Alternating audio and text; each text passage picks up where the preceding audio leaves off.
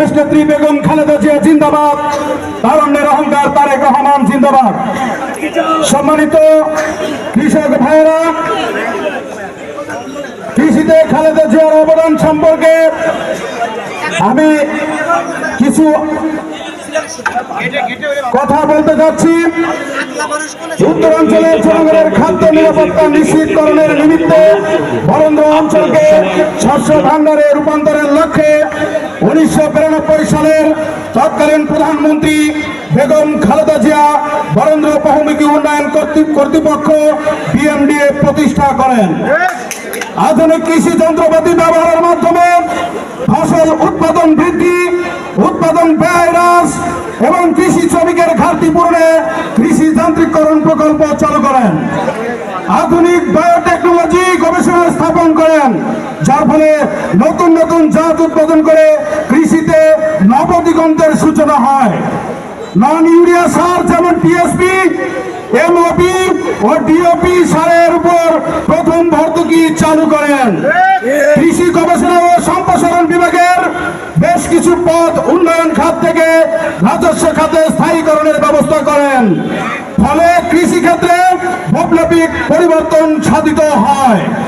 5,000 টাকা কৃষি ঋণ ও 25 বিঘা পর্যন্ত জমির খাজনা মওকুফ করেন। বাংলানগর এলাকায় কর্মসংস্থানের লক্ষ্যে একটি 50 কোটি টাকার তহবিল এবং চরাঞ্চলের জনগোষ্ঠীর উন্নয়নে 500 কোটি টাকার চর জীবিকায়ন প্রকল্প গ্রহণ করেন। 2004 সালে সংঘটিত প্রলয়ঙ্কারী বন্যায় ক্ষতিগ্রস্ত কৃষকদের পুনর্বাসনের লক্ষ্যে তাৎক্ষণিক 204 কোটি টাকার কৃষি পুনর্বাসন কর্মসূচি গ্রহণ করেন। উল্লেখ্য যে 2005 থেকে 2006 থেকে 2007 অর্থ বছরে কৃষি ভর্তুকি ও পুনর্বাসন বাবদ বরাদ্দ দেওয়া হয় 1100 কোটি টাকা।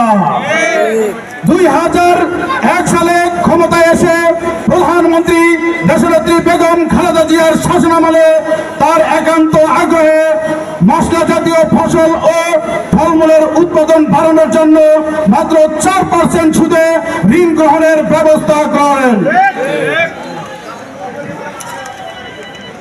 ধন্যবাদ সকলকে।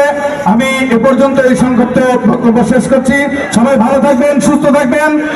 8 নং বাঙ্গাসী ইউনিয়ন কৃষক দলের পক্ষ থেকে আপনাদের সবাইকে জানাই আন্তরিক শুভেচ্ছা এবং অভিনন্দন।